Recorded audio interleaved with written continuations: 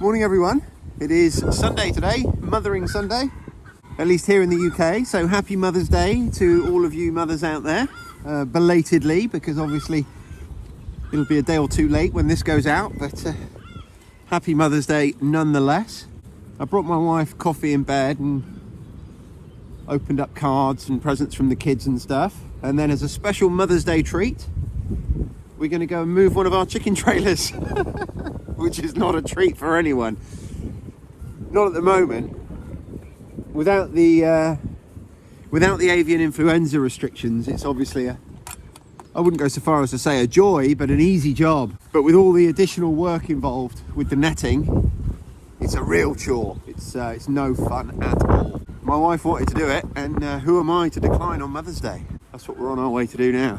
We've had some really stormy weather over the last few days. You might have noticed yesterday on the video all the wind noise, even though I've got my fancy new microphone. One of the casualties is the butchery, which I can't even face looking at the moment. I'm going to have to take that down and rebuild it. But for now, we are here to move chickens.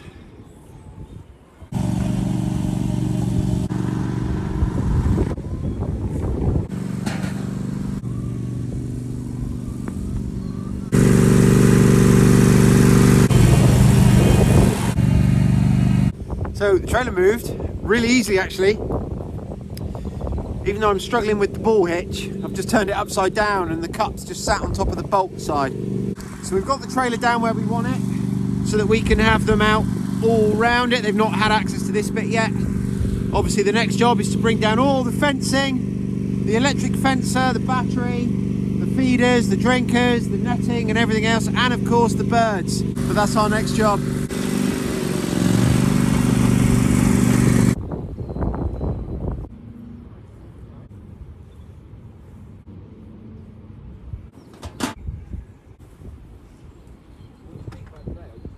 So this, if you've been following my channel for a while, since last autumn, before the avian influenza restrictions came into place, then you will know already, this is the amount of space we like our girls to have. We had it so that we would move these trailers every maybe 2 to 3 weeks. And what we would do is we'd set it up so that this electric fence, which you can see stretches over quite a distance all round the trailer, we'd have it set up at one side of the trailer for the first week or so, and then we'd move it to the other side of the trailer. Depending on where they were, they might get 3 or 4 sides. It really is very windy, but at all times they'd have this much space and access to all this fresh grass. Well, it's not impossible, but it's impossible for us to achieve on our budget to give them this much space all netted in under the current avian influenza restrictions. And it has broken my wife's heart several times. It's a little bit easier now with it being spring, but you know, there's nothing we would like more than to call it a day now. And so there you go, girls. Look at all this space. Unfortunately, we've got to now put the net up and restrict them to the amount of space that we can net. And the huge downside of that is it makes the job of moving them 3 times longer, 3 times more difficult, because it takes about the same amount of time to pack the net up and put it back down again each end as it does to do the rest of the move. So that means that we're just not able to move them as frequently as we'd like because we don't have time. And that means that the ground, I mean, it's not a bog, you know, it's not a mud bath, and we're fairly confident the grass is actually going to come back through here. They haven't quite killed it off. Where the trailer was sat, we might need to reseed, but most of it, you know, the grass will come back. But it means that they've not had access to such lovely ground as we would like them to have. And it's been a much more difficult process for us humans as well, because it's not how we want to keep our animals. My wife's just starting to sort out the netting now and enclose them in there. But it means going into next winter, we're going to need a much more robust winter plan than we had this winter to incorporate the idea that we may need to go into chicken lockdown again. And if so, you know, how are we going to achieve that? So that's something we're going to have to give some thought to between now and next year. While I'm up here in the food forest, I just wanted to share a couple of things with you. Firstly, look at these amazing blossoms on my almond tree. How exciting is that? We had 3 almonds on this last year, maybe a few more this year. It's never going to be a super prolific tree because of our climate, but every little helps. All of the plants up here are actually doing really well. All the ones that have lived, we've lost a couple over the last 2 or 3 years, but the ones that have stayed with us are doing really well. And you might remember this poorly placed gooseberry bush. Now, I placed it here, not really realising how little light it was going to get because this is south facing, so it's got all the woodland here. But if you remember last year, we took this tree out, which has opened up some of the canopy here, and it's going to get a lot more sun this year. But you know, it's healthy enough. There's lots of fresh growth on it for sure. So hopefully we'll get a few more gooseberries this year than last. Anyway, that's going to wrap us up here. I'm going to go back into the house now. I'm going to go and cook something for everyone to eat for lunch, and my wife's going to finish off the netting up out here of our hens. So that's chickens done. We've all had lunch. Next stop, we're going to go down and feed my bees. So we've just arrived. I'm going to suit up and then I'm going to go and feed my bees some fondant.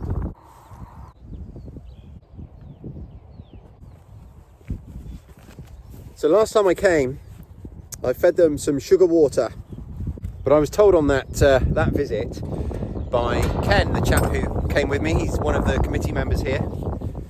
Very, very, very experienced beekeeper. That at this time of year, you're much better off feeding them something different, something called fondant. And I didn't have any, but he very kindly gave me some, and we've left that in the top for me to give them this time. So that's what I'm going to do. Basically, I'm going to remove my sugar water feeder and feed them some fondant. Now, it's still very cold, so I'm not going to be able to open up the whole hive and inspect them properly. But generally, the weather is starting to warm up. So hopefully... No, I was going to say hopefully we'll be able to see a few coming in and out. But this is the front of the hive. This is the access they'll be using. Obviously not a lot of activity, but some of the other hives you'll see, the busier hives, these guys are coming in and out. Oh, here we go. You probably missed that. I'm very excited to see one bee come out of my hive, but let's have a look inside now. We're not going to look fully inside, we're just going to take the roof off here like that, and then you'll see here this is the sugar water, and they've actually not drunk it. I'm very surprised. How odd. If there's any beekeepers out there that can explain that to me, I am all ears, please do. But for now, we'll remove that, and when I do so, we should be able to actually see our bees. Look at that. So just before I feed them and close that up again, you can see our bees in there. They're not very happy to see me, but they will be happy for this. So all we've done is we've taken a tub of fondant, turned it over, and they can now get that. But that's all we're doing today. So we'll put the lid back on. I wish I could do more. I wish I could show you guys more. And of course, once I get them home, during the summer, we'll be inspecting the frames, taking all the bees out and having a really good look at them every week or so. So we just need to be patient.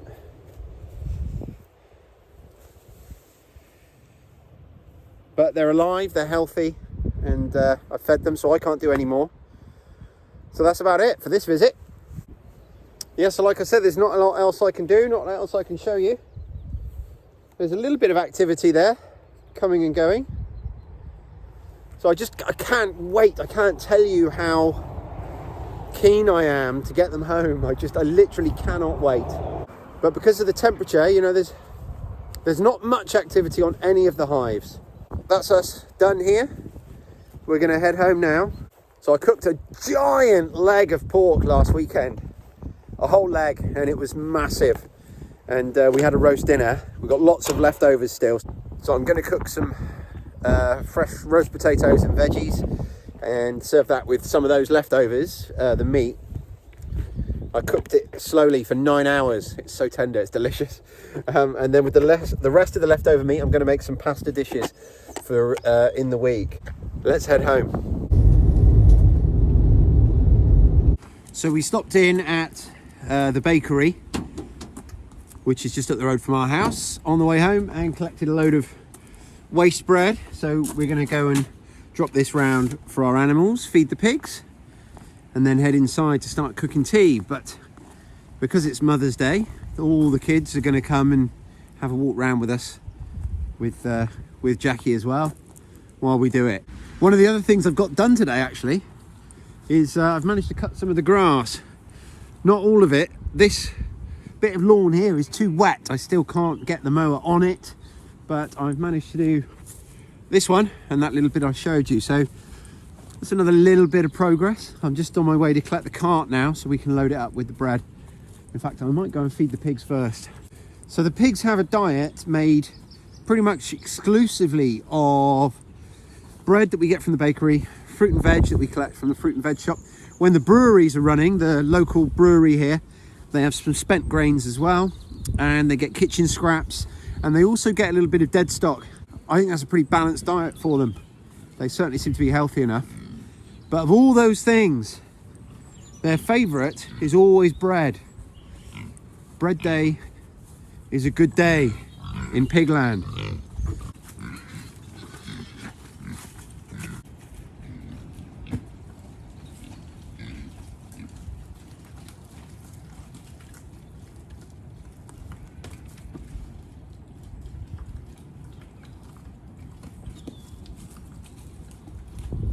It's always satisfying when you feed someone something they really enjoy. It's no different with animals.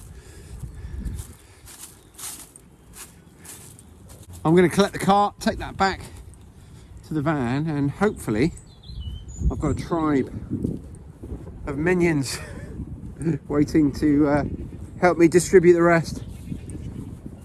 So we'll drop some off at the goats, give them a little treat. The chickens have already had some today, and the rest will just go in our bins for the next few days' feed. Still no baby goats.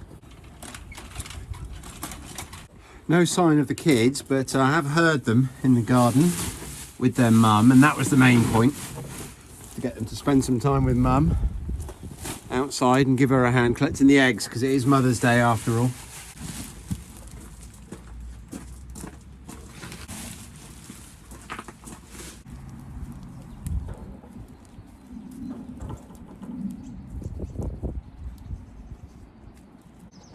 They do much prefer it if I stand and hold it, because they can rip a piece off easier. But unfortunately, they don't all get fed that way.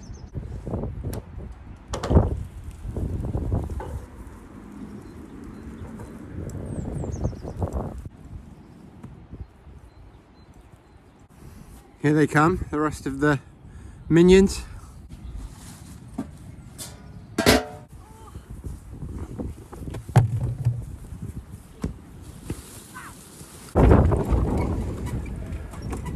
So we're just about done.